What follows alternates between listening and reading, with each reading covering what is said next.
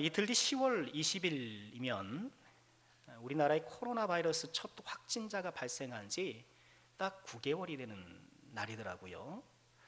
올 초 1월 20일 첫 중국인 여성 확진자가 발생한 이후 10월 17일 0시 현재 국내 누적 확진자가 25,108명이고요. 이 중 사망자가 443명으로 집계되었습니다. 전 세계적으로 보면 누적 확진자가 총 216개 국가에서 3,959만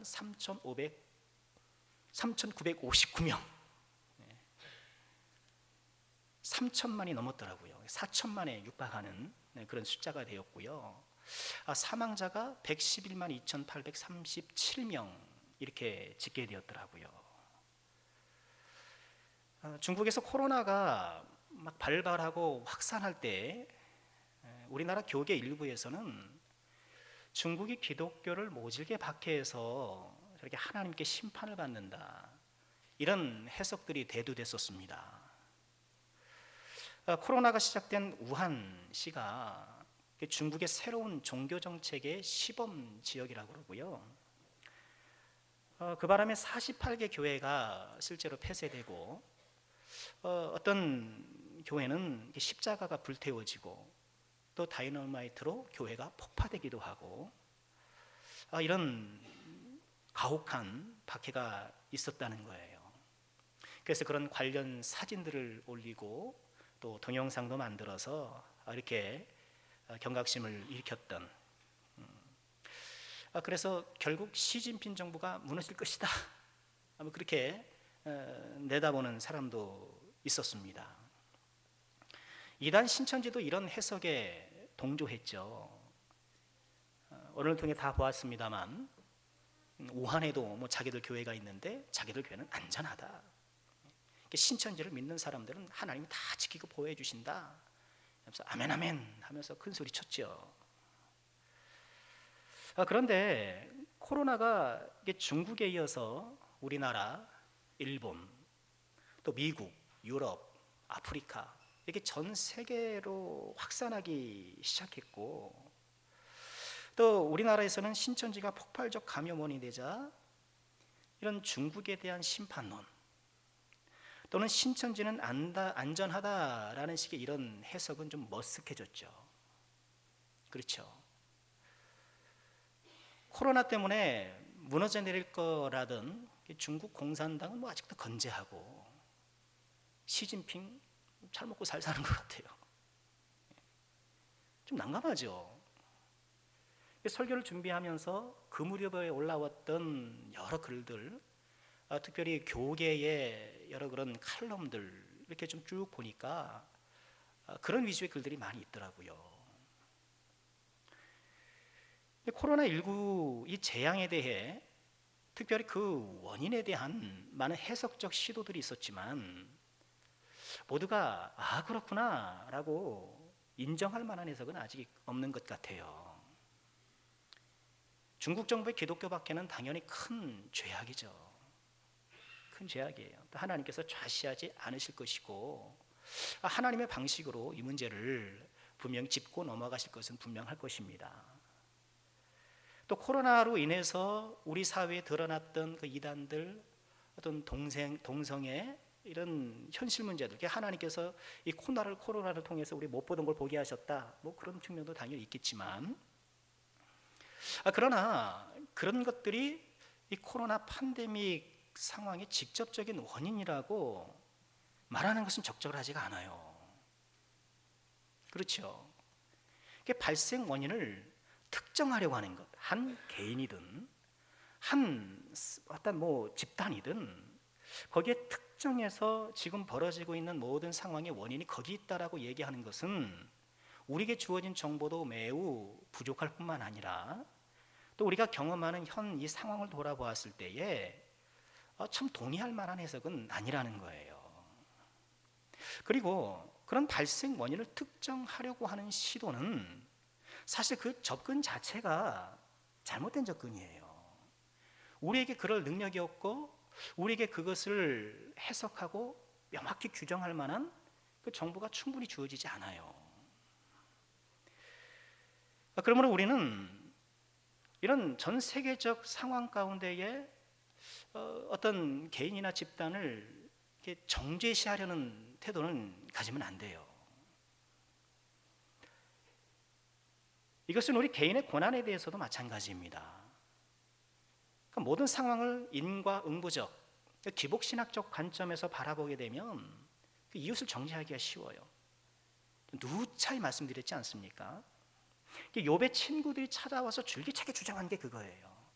네가 이렇게 재산 날라가고 자녀들 다 죽고 그리고 이렇게 뭐 보도 못한 듣도 못한 이런 고난을 당하는 건 너 분명 큰 죄 지어서 그런 거야. 회개해야 돼. 그 두꺼운 욥의 모든 욥기서에 나오는 그 내용들이 다 그 내용이에요. 그 내용이에요. 그러나 그런 것들은 그 당사자가 그 본인이 스스로 하나님 앞에 자신을 돌아보며 깨닫게 해주심에 따라 회개할 일이지. 그렇죠. 우리가 그 사람의 인생을 다 알지 못하고 몇 가지 그 파편의 조각을 갖고 짜맞추기 식으로 그 사람을 정죄하거나 그 고난의 이유를 밝혀내거나 이렇게 감별사 노릇을 하면 안 된다는 거예요. 다만 우리에게는 어떤 책임이 있습니까? 고난당한 자를 위로하고 사랑으로 품어주고 격려해주고 그리스도의 사랑인 것이죠. 코로나 사태, 이것의 신앙적인 원인은 불분명한 것 같아요. 그죠? 콕 집어서 누구 때문이다, 무엇 때문이다라고 말하기는 어려워요. 이런 원인을 규명하는 것은 불분명하지만 지금 이 코로나 사태가 갖고 있는 신앙적 의미는 분명하다. 그렇게 말씀을 드리고 싶어요. 이 일이 왜 생겼는지는 모르겠으나 그것은 불확실하지만 지금 우리 가운데 벌어지고 있는 이 상황이 우리에게 의미하는 것, 이 상황이 우리에게 던지는 신앙적인 메시지, 그것은 분명하다는 거예요. 그 신앙적 메시지는 무엇일까요? 주님 오실 날이 멀지 않았다는 거예요. 이것은 분명한 사실이에요. 어떻게, 무엇 때문에, 어떤 영적 원인 때문에 코로나가 일어났는지 우리는 알 수 없겠지만, 그러나 지금 이 전 세계적으로 많은 사람들이 죽고 고통하고 있는 이 코로나 사태 가운데는 우리를 향한 분명한 메시지가 있는데, 그 메시지, 그 의미는 주님 오실 날이 멀지 않았다는 거예요. 오늘 우리가 누가복음 21장을 읽었는데요, 34절부터 36절을 읽었습니다만 이 내용의 시작은 5절에서 시작돼요. 참 말씀 속으로 같이 한번 들어가 보실까요? 5절에 어떤 말씀이 있나요? 어떤 사람들이 성전을 가리켜 그 아름다운 돌과 헌물로 꾸민 것을 말하며 예수께서 이르시되, 이렇게 되어 있습니다. 예수님과 예수님의 제자들 그리고 또 여러 사람들이 예루살렘 성전에 간 거예요. 성전을 갔더니 그 아름다운 돌들과 그 화려한 그 데코레이션 번쩍번쩍하지 않습니까?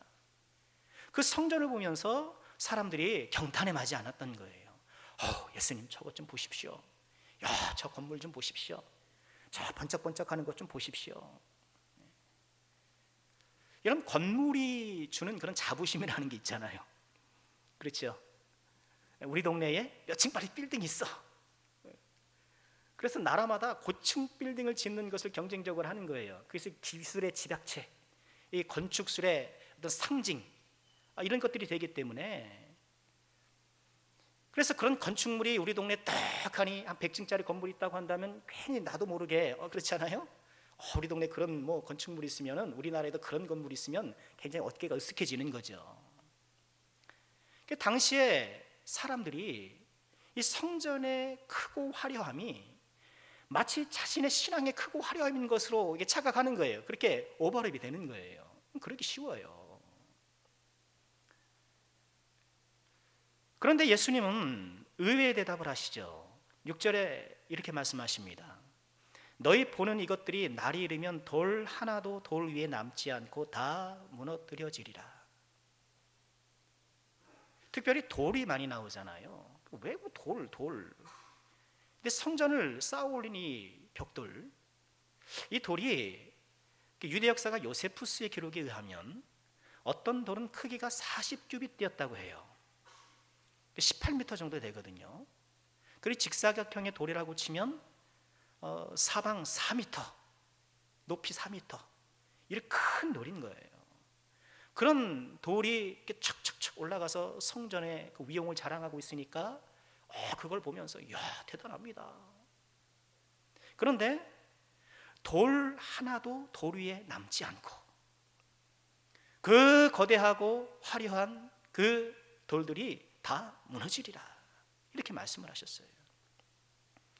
말씀을 듣는 사람들이 당연히 좀 놀라웠겠죠. 그러면서 이어지는 말씀들을 쭉 보면 그런 일이 일어난다고요? 그럼 그런 일이 일어나게 되는 징조는 무엇입니까? 그 말씀을 듣고 예수님께서 이 성전 파괴, 그러니까 예수님 이 복음서의 시점에서 가까운 미래에 일어날 성전 파괴와 더불어서 장차 먼 미래에 일어날 예수님의 재림을 함께 이야기하시는 내용이에요.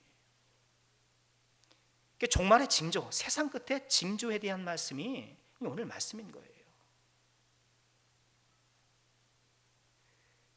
그런데 예수님께서 이 종말의 징조를 말씀하시면서 인자가 다시 오실 때 세상에 일어날 일들을 말씀해 주시는 가운데에 11절에 이런 말씀을 하시죠. 곳곳에 큰 지진과 기근과 전염병이 있겠고 또 무서운 일과 하늘로부터 큰 징조들이 있으리라. 뭐가 있다고요? 지진과 기근과 전염병이 있다는 거예요. 그러니 이 예수님의 말씀을 우리가 믿고 신뢰하지 않습니까? 지금 전 세계적으로 지금 신음하고 있는, 유행하고 있는 이 코로나 사태를 우리가 가볍게 생각해서는 안 돼요. 마스크 쓰고 손 소독하고 우리가 조심해야 되겠지만, 특별히 이런 사태가 우리에게 던지는 메시지, 주님의 재림이 멀지 않았다라는 것, 입증하기 어려운 어떤 그런 원인을 규명하려고 막 애쓰는 건 우리가 지양해야 되겠지만, 지금 이 사태가 우리를 향하여 계속 보여주고 있는 그 메시지를 우리가 간과해서는 안 된다는 거예요. 코로나 사태는 주님이 오실 날이 멀지 않았음을 우리에게 일깨워주는 사건이에요. 성경은 예수님의 재림이 임박했다라는 주장을 일관되게 합니다. 특히 성경 66권의 마지막 성경 요한계시록 22장 20절 그 말씀 보면 이것들을 증언하시는 이가 이르되 내가 진실로 속히 오리라. 진실로 속히 오리라. 성경이 요한계시록 22장 21절로 끝나잖아요. 주 예수의 은혜가 너희 모든 무리에게 있을지어다. 그게 끝나는데, 그러니까 사실상 성경의 모든 메시지 중에 최종 메시지가 내가 속히 오리라. 그러니 창세기부터 요한계시록까지 성경을 쭉 읽는 사람이 마지막 부분에서 결론적으로 얻게 되는 메시지가 뭐예요? 내가 속히 오리라. 나는 다시 올 것이다. 성경의 결론부에 해당되는 거예요. 어떤 사람은 이렇게 반박할 수도 있어요. 아니 전염병이 요번만 있었습니까? 중세 때도 있었고 번제도 있었고 늘상 있는 일 아닙니까? 오히려 더 강력한 전염병이 과거 흑사병도 유럽에서 3분의 1이 죽었대나 4분의 1이 죽었대나, 이렇게 이런 거 늘상 있는 것 아닙니까? 이렇게 주장하는 분들이 있을 수 있어요. 그러나 해가 뜨고 지고 봄, 여름, 가을, 겨울이 반복적으로 순환된다고 해서 종말이 없는 것이 아닌 것처럼 전염병이 시대에 따라서 주기적으로 나타나고 사라지는 일들이 반복된다고 해서 종말이 없는 게 아니에요. 재림이 없는 것이 결코 아니라는 거예요. 이런 반박과 비슷한 주장을 했던 사람들이 이미 성경에 기록되어 있어요. 베드로후서 3장 4절 보면 이렇게 말씀이 되어 있어요. 이르시되 주께서 강림하신다는 약속이 어디 있느냐? 조상들이 잔 후로부터 만물이 처음 창조될 때와 같이 그냥 있다 하니. 무슨 강림하신다는 말씀이 어디 있냐? 보라 이거야, 봐라. 만물이 창조된 이후로 지금 계속 이렇게 돌아가고 있지 않냐? 아침엔 해가 뜨고 저녁엔 해가 지고 봄이 지나면 여름이 오고 가을이 오고 겨울이 오고 또 전염병이 있다가 또 사라지기도 하고 뭐 이렇게 돌고 돌아가는 거지. 세상은 이렇게 뭐 이렇게 돌아가는 거지. 재림은 무슨 재림? 속지 마세요. 예수님은 반드시 오십니다. 그때가 언제인지는 알 수 없으나 예수님은 반드시 오실 것이고 멀지 않았어요. 코로나 사태를 통해서 우리는 예수님의 재림이 있다라는 사실, 그리고 그 재림이 점점 가까워지고 있다는 것을 우리는 다시 한번 깨닫고, 이럴 때 우리에게 꼭 필요한 것은 무엇입니까? 종말신앙, 재림신앙으로 우리 신앙을 재무장하는 것. 유치원 때부터 예수님 다시 오신다, 뭐 구름 타고 오신다, 무슨 손오공인가, 뭐 이렇게 가진 상상을 하면서 그렇게 흘려들었던 우리 교리가 그저 사라지는 교리가 아니라, 그저 듣고 마는 것이 아니라 역사의 현실로 나타날 때가 한 걸음씩 다가오고 있다는 거예요. 우린 경각심을 갖고 지금 우리 주변에 벌어지고 있는 이 코로나 사태가 주님께서 다시 오신다는 징조인 줄 알고, 이것을 통해서 잠자는 우리의 신앙을 깨우려 하시는 것으로 알고 재림신앙으로 새롭게 옷 입는 우리 모두가 꼭 되어야 되겠습니다. 그럼 우리 어떻게 재림신앙으로 무장해야 할까요? 다시 오실 예수님을 맞이하기 위해서 우리는 어떤 준비를 해야 될까요? 두 가지만 적용하고 말씀을 마치겠습니다. 첫째는요, 영적 총기를 잃지 말아야 돼요. 영적 총기를 잃지 말아야 합니다. 오늘 34절 말씀 보면 이렇게 말씀하시죠. 너희는 스스로 조심하라. 그렇지 않으면 방탕함과 술 취함과 생활의 염려로 마음이 둔하여지고 뜻밖의 그날이 덫과 같이 너에게 말이라. 마음이 둔하여지고 심령이 둔하여지고 영적인 총기가 사라지고, 영적인 총명함이 사라지면 사람이 둔해지잖아요. 우리도 그렇잖아요. 총기가 점점 사라지잖아요. 우리가 뭐 늘 항상 뭐 총기 발랄할 수는 없잖아요. 옛날엔 쉽게 이해됐던 것들이 좀 잘 이해가 안 되고, 어르신들 죄송합니다. 저도 뭐 이렇게 못 배우겠다고요. 막 사람을 만나면 이름이 팍 나와야 되는데 어떤 때는 그 이름이 생각 안 나가지고, 그래서 여러분들 앞에서 혹시 실수하지 말아야 될 텐데 죄송합니다, 어르신들. 사람은 총기가 점점 이뤄지기 쉬워요. 이해도 느리고 행동도 더뎌지고. 그러니까 영적인 총기를 잃게 되면 무감각해져요. 그러니까 죄가 죄인 줄 몰라요. 그 심각성을 모릅니다. 지난주에 우리가 분별을 같이 한번 나눴었는데, 분별의 능력을 상실해요. 그러니까 분별을 하려고 안 해요. 왜?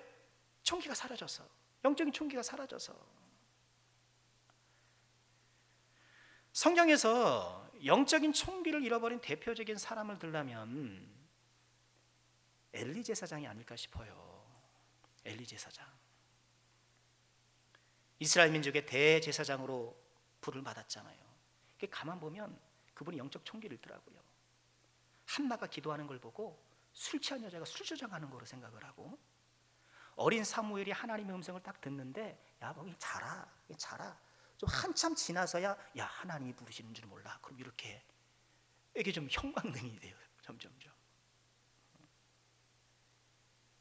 특별히 그의 두 아들 홈리와 비느하스가 성막에서 벌이고 있는 악한 일들을 들었음에도 알았음에도 적절하게 조치하지 못해요. 미온적으로 그것을 대처해요. 결국 그의 가문이 불행한 결말을 맞게 되지 않았습니까? 성경은 영적 총기를 잃어버린 엘리 제사장의 모습을 아주 상징적인 그런 모습으로 우리에게 소개해요. 사무엘상 4장 15절에 보면 그때의 엘리의 나이가 98세라 그의 눈이 어두워서 보지 못하더라. 그냥 읽으면 이거 나이가 많으니까 이제 뭐 노안이 있어가지고 잘 못 보나 보다 이렇게 생각하기 쉬운데, 이 말씀은 단순히 그가 나이가 많아서 시력이 약해졌다는 것이 아니라 영적 총명함을 잃었다는 의미가 같이 포함되어 있는 거예요. 반면에 모세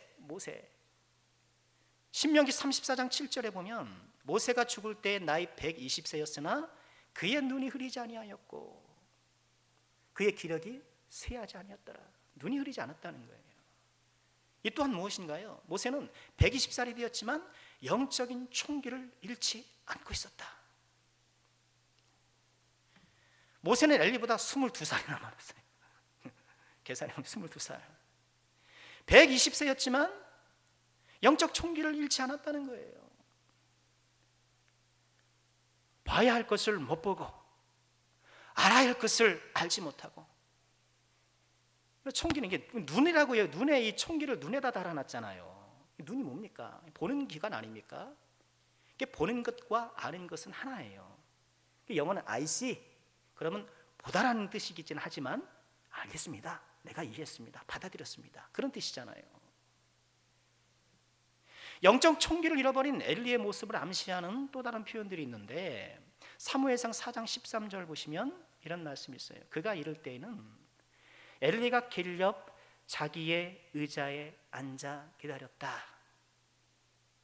또 사무엘상 4장 18절에 보면 하나님의 괴를 말할 때 엘리가 자기 의자에서 뒤로 넘어져 곁에서 목이 부러졌다. 영적 총기를 상실한 엘리를 묘사하면서 성경은 그가 자기 의자에 앉아 있었다. 자기 의자에 앉아 있었다. 대제사장의 자리에 앉아 있었다. 무슨 뜻인가요? 직분만 차지하고 있었지 제대로 역할을 못했다는 얘기예요. 자리만 차지하고 앉았었지 대제사장으로서의 적당한 역할을 하지 못했다라는 거예요. 여러분, 이 말씀 우리가 정말 무겁게 받아야 돼요. 영적 총기를 잃어버리니까 벤치워머가 되는 거예요. 벤치워머 아시죠? 축구장에 가면 막 나가서 열심히 뛰는 선수들이 있는 반면 벤치를 딱 달고 있는 사람이 있는 거예요. 벤치워머. 여러분, 나는 벤치워머 아닌가? 혹시 우리가 정말 돌아봐야 돼요.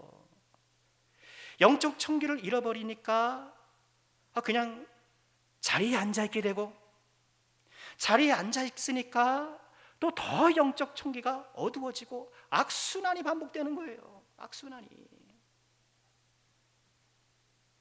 결국 뒤로 넘어가고 말아요. 결국 뒤로 잡아지고 말아요.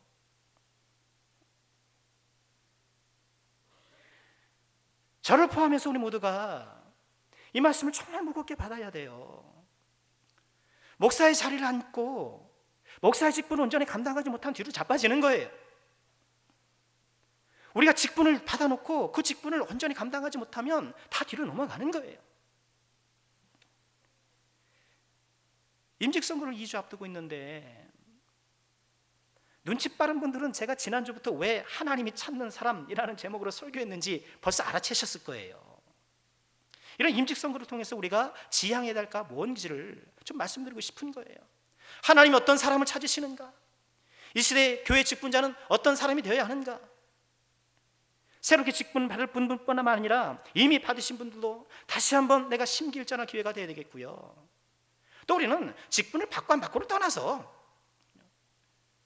그렇죠, 우린 직분과 무관하게 우린 하나님을 사랑하는 사람으로서 나는 정말 영적 총기가 반짝반짝 빛나는 가운데에 주님의 마음을 시원케 해주는 그런 종으로 살아가고 있는가? 아니면 이런저런 일들로 인하여서 오늘 방탕과 또 술 취함과 생활의 염려 이런 것들이 나오는데, 이런 세상적인 인간적인 어떤 것들 때문에 내 마음이 둔해지고 영적 총기가 다 어두워져서 벤치워머가 되고 있는 것은 아닌가? 우리가 좀 돌아봐야 하겠다는 거예요. 축구장의 벤치워머는 그래도 감독이 뛰어 그러면 네 감사합니다 하고는 뛰어요. 그런데 이 영적인 벤치워머들은 주님이 뛰어 그래도 안 뛰어요. 못 뛰어요.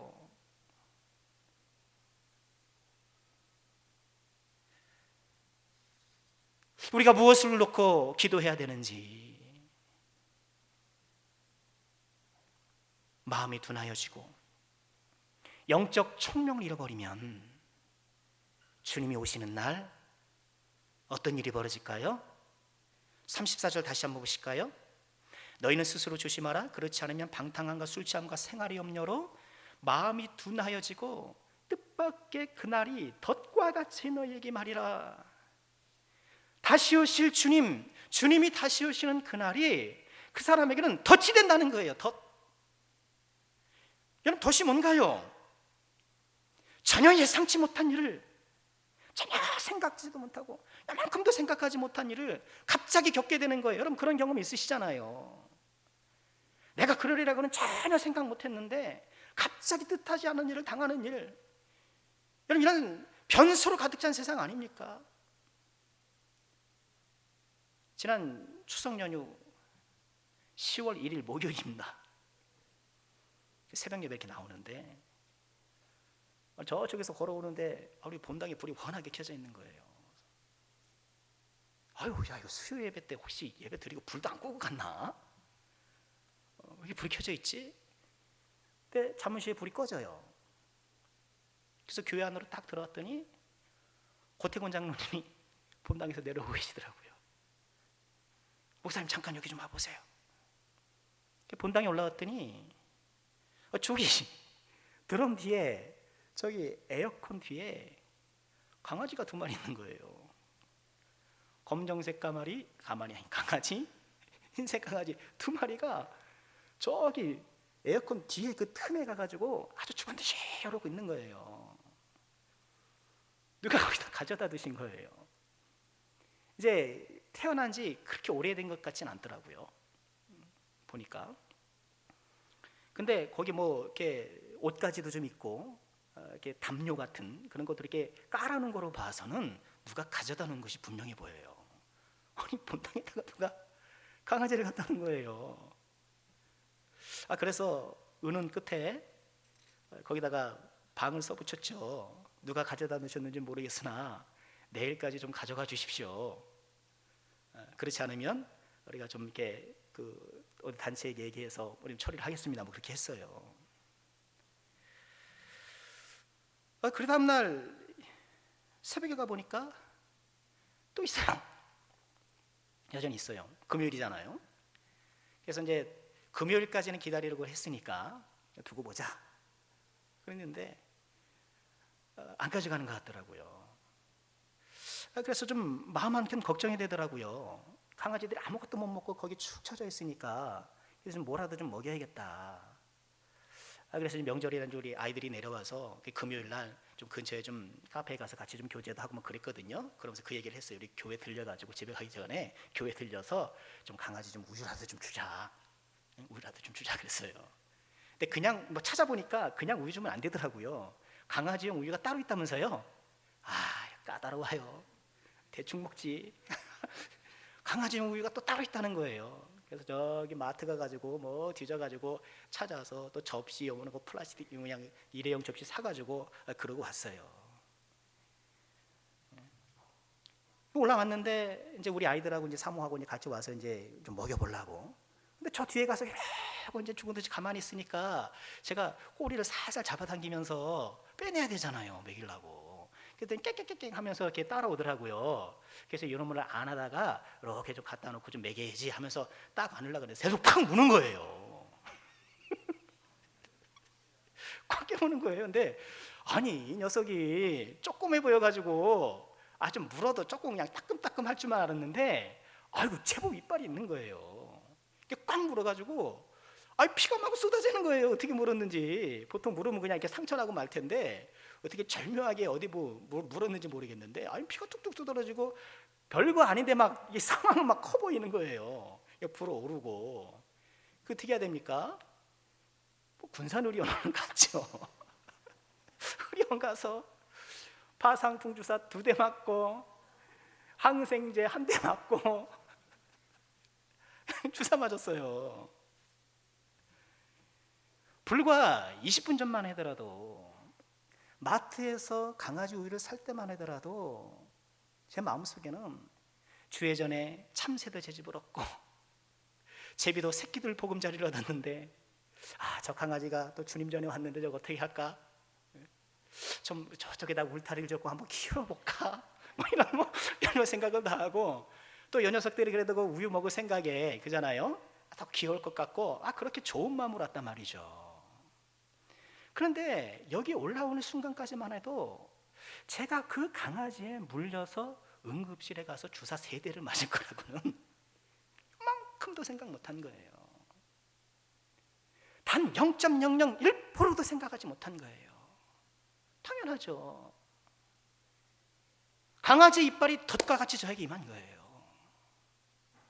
덫과 같이 임하는 것은 그런 거예요. 덫과 같이 임하는 거는 주님의 재림이 어떤 사람들에게 덫처럼 임하는 거예요. 덫처럼. 마태복음 24장 50절에 생각하지 않은 날, 알지 못하는 시각, 전혀 생각하지도 못하고 알지 못할 그때에 주인이 일어나는 거예요. 그때에 마음이 둔해진 사람, 영적 총기를 잃어버리면 그날이 덫과 같이 임하는 거예요. 덫과 같이 임하니 우리가 참 낭패당할 수가 있는 거예요. 그날이 당혹스럽고 당황스럽고 어이쿠 어떡하나.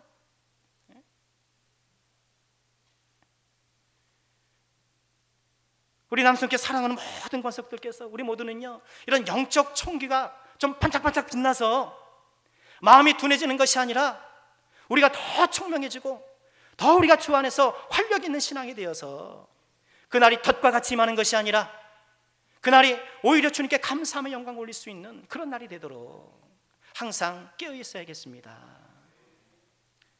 그럼 영적 총기를 잃지 않고 항상 깨어 있는 것이 무엇일까? 무엇이겠습니까? 36절 우리 함께 읽어볼까요? 함께 합니다. 이러므로 너희는 장차 올 이 모든 일을 능히 피하고 인자 앞에 서도록 항상 기도하며 깨어 있으라 하시니라. 항상 기도하며 깨어 있으라. 예수님의 강림이 어떤 사람에게는 은혜와 축복의 날이 될 수 있겠지만 어떤 사람에게는 공포와 저주의 날이 될 수도 있어요. 깨어있지 않는 사람에게는 참 당혹스러운 덫과 같은 날이 될 수 있다는 거예요. 그날이 당혹스러운 날이 되지 않도록, 덫과 같은 날이 되지 않도록 우리는 항상 기도하고 깨어있어야 되는데, 재림신앙이란 건 뭔가요? 재림이 있으라는 이런 징조를 오늘 이 21장의 이 말씀을 아주 줄줄이 깨고 있으면 그게 재림신앙입니까? 예수님이 재림하신다고 핏대를 올려가면서 설교하면 그게 재림신앙입니까? 예수님이 재림하신다는 것을 그저 마음에 인정하고 알아요 그러면 그것이 재림신앙이냐는 거예요. 재림신앙은 기도하는 신앙이에요, 여러분. 기도하지 않고는 깨어있을 수 없어요. 깨어있을 수 없어요. 우리 믿음 생활에 기도가 없으면 그것이야말로 기름 없는 등불이에요. 기도가 없으면 기름 없는 등불이 되고 말아요. 마태복음 25장 열처녀의 비유 우리 기억하고 있지 않습니까? 그 말씀 또한 오늘 말씀처럼 깨어있기를 촉구하는 그런 말씀인데, 미련한 5처녀의 패착이 뭔가요? 등불은 들고 있었으나 기름이 없어요. 형식은 있는데 내용이 없어요. 경건의 모양은 있는데 경건의 능력은 없어요. 열정은 있는데 생명력이 없어요. 믿음 생활을 하는데 기도는 없어요. 나는 지금 빈 등불 들고 다 준비가 됐냐? 기름 없는 등불 들고 지금 주여 오세요 그러고 있는 것은 아닌가? 문제는 가만 보면 이걸 잘 인정 안 하더라고요. 이걸 잘 인정 안 해요. 믿음 생활하면서 기도를 쏙 빼놓으면서도 내 믿음이 꽤 괜찮다고 생각하기 쉽다니까요. 우리가 정말 오해하면 안 돼요. 속으면 안 돼요. 일주일 내내 기도 한 번 하면서 내 믿음이 괜찮다고 생각한다니까요. 다 하나님 은혜라고 생각하는 거예요. 그래도 저는 주님을 정말 사랑합니다. 사랑하죠. 베드로가 주님을 안 사랑했겠습니까? 모든 사람이 주님을 버려도 저는 주님을 안 버리겠습니까? 이게 거짓말이겠어요? 그냥 해보는 말이었겠어요? 진심이었어요. 그러나 순간의 진심이었고 능력이 뒷받침되지 않는 진심이었을 뿐이에요. 사랑하지 않아서가 아니라 기도하지 않아서가 베드로가 실패한 거예요. 주님을 사랑했지만, 누구보다도 뜨겁게 주님을 사랑했지만 베드로는 사랑하는 잠자는 신앙이었던 거예요. 세상에는 다른 것들로는 대처할 수 없는 것들이 있어요. 이제 AI 시대, 인공지능 시대 이게 펼쳐지면서 AI가 대체할 수 없는 사람이 되어야 한다, 뭐 이런 책 내용도 있고 뭐 그런 주장들도 있더라고요. 세상에는 다른 것들로 대체할 수 없는 것들이 있어요. 우리가 숨쉬는 공기, 이 공기를 다른 것으로 대체할 수 있을까요? 식물이 딛고 자라는 그 흙 말고 여러분 다른 어떤 화학 뭐 해가지고 그 위에 식물이 자라고 이렇게 나무가 자라고 숲을 이루기를 우리가 기대할 수 있을까요? 대체할 수 없어요. 마찬가지로 우리 신앙생활에 있어서 기도를 대체할 수 있는 것은 아무것도 없어요. 기도를 다른 것으로 대체하려는 시도를 버리십시오. 그건 불가능한 일이에요. 저는 기도는 어렵지만 좀 열심히 봉사해 볼게요. 감사한 일이긴 한데요, 그런 거 없어요. 역으로는 가능해요. 봉사 대신 기도를 할 수는 있어요. 내가 좀 몸이 안 좋고 시간이 여북하면, 그렇잖아요. 직접 필드에서 뛰지는 못하더라도 기도할 수 있잖아요. 그러나 기도 대신 봉사를 할 수는 없어요. 기도 없는 봉사? 가능한가요? 기도 없는 직분 감당? 가능한가요? 기도를 대체할 수 있는 것은 없어요. 오해하지 마세요. 나는 기도는 안 하지만 다른 건 하겠다? 마음은 좋고 감사하지만 그건 그렇게 대체될 수 있는 것이 아니에요. 기도를 대체할 수 있는 것은 기도밖에 없어요. 기도를 대체할 수 있는 것이 있다라고 한다면 예수님 뭐하러 40일씩 금식하면서 기도하셨단 말입니까? 뭐하러 잠을 못 자고 새벽에 미명이 일어나서 한적한 곳에 기도하러 찾아가셨단 말입니까? 기도를 대체할 수 있는 것은 기도밖에 없어요. 예수님을 사랑한다는 그 감정에 기대어 기도를 대체하려고 하지 마시길 바랍니다. 내가 그래도 예배를 잘 드리고 그래도 내가 이렇게 좀 섬기니까 훌륭하고 감사한 일이지만 그것으로 기도를 대체하려고 하지 마세요. 기도를 대체할 수 있는 것은 오직 기도뿐이에요. 군대는 면제받을 수 있을지 모르지만 기도는 면제받을 수 없어요. 하나님의 사람들의 신성한 의무예요. 기도하라는 주님의 말씀 가운데에 늘 따라붙는 부사가 있죠. 항상 기도하라는 거예요. 항상 기도하라는 거. 우리는 기도하되 어떻게 해요? 항상 기도해야 돼요. 항상. 로마서 12장 12절, 소망 중에 즐거워하며 환난 중에 참으며 기도에 항상 힘쓰며. 모든 기도와 간구를 하되 항상 성령 안에서 기도하고 이를 위하여 깨어 기도하기를 항상 힘쓰며. 기도는 항상. 마귀의 전략은 그래요. 1차 전략은 우리를 하고 기도하지 않게 하는 거예요. 기도하지 마. 네 힘으로 해. 사람에게 물어봐. 이전에 했던 거잖아. 기도 제쳐놓고 내가 가지고 있는 자원을 활용해서 이 문제를 해결하도록 그렇게 부추겨요. 마귀의 2차 전략은 그거예요. 기도해. 대신에 필요할 때만 해. 힘들 때만 해. 남들 볼 때만 해. 자기 필요할 때만 찾아오는 친구가 반갑나요? 저희는 한 연락도 안 하고 10수년 만에 찾아와가지고 돈 꽂아달라고. 반가운 사람이 누가 있어요? 필요할 때조차 기도하지 않는 것보다는 낫겠으나 자기 필요가 기도의 유일한 동기가 되어서 자기중심적 이기적인 기도 영적 건강에 해롭죠. 항상 기도하라는 말씀은 뭐 문자적으로 우리가 뭐 매번 이렇게 기도할 수는 없는 거잖아요. 이것은 기도를 생활화하라는 거예요. 기도를 생활화하는 것, 기도를 습관화하라는 것. 예수님도 습관을 따라 감람산에 가서 기도하셨잖아요. 습관을 따라 기도하는 거예요. 예수님은 기도가 습관으로 쫙 배어 있어요. 하루에 일정한 시간을 기도를 위해서 떼어놓으시길 부탁드리겠습니다. 일정 시간 기도해서 떼어놔요. 우리 교회 기도의 종들이 있어서 얼마나 감사한지 몰라요. 우리 단일 기도팀 목요일마다 이렇게 1시간씩 할애하셔서 릴레이로 아침 8시부터 이렇게 쭉 나오셔서 오후까지 릴레이 기도를 해주세요. 얼마나 감사한지 몰라요. 또 어떤 분들은 저녁에 퇴근하면서 교회들로 기도하시고, 어떤 분들은 새벽에 나와 기도하시고, 우리 교회는 항상 열려 있으니 얼마나 좋습니까? 강아지도 갖다 놓고 여러분 필요하면 또 갖다 놓으세요. 항상 열려 있으니까 기도하러 오실 때 얼마나 좋아요. 새벽 예배실도 좋고, 또 이렇게 본당도 좋고, 또 교회가 아니더라도, 반드시 교회가 아니더라도 내 가정에 골방을 구비하여 골방 기도를 하나님께 나아가고,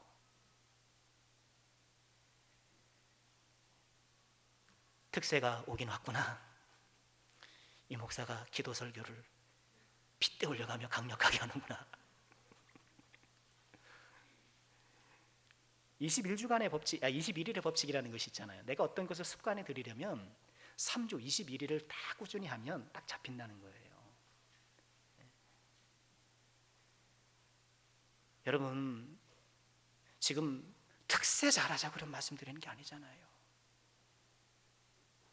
담임 목사가 모처럼 프로젝트 열었으니까 좀 멋들어지게 좀 돼가지고 우리 특세 잘했다, 그렇게 하자고 말씀드리는 게 아니잖아요. 우린 특세 안 하는 교회가 돼야 돼요. 특세 안 하는 교회가 돼야 돼요. 매일매일 기도하기는 어렵겠죠, 당연히. 그렇죠. 또 우리는 또 육신적인 한계도 있고 여러 여건이 있지만, 그래도 기도하는 날이 더 많아야 되는 것 아닐까요? 어쩌다 기도하는 것이 아니라 어쩌다 좀 기도를 빼먹어야지.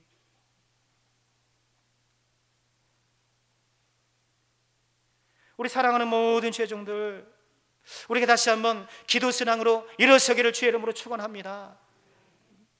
깨어있는 신앙, 기도하는 신앙이라는 것을 다시 한번 기억하고 말씀 마치려고 합니다. 우리가 지금 경험하고 있는 코로나 사태는 그저 우리가 조심하고 이렇게 잘 넘겨야 될 그런 전염병이 아니라 예수님이 반드시 다시 오신다라는 것을 일깨워주는 사건입니다.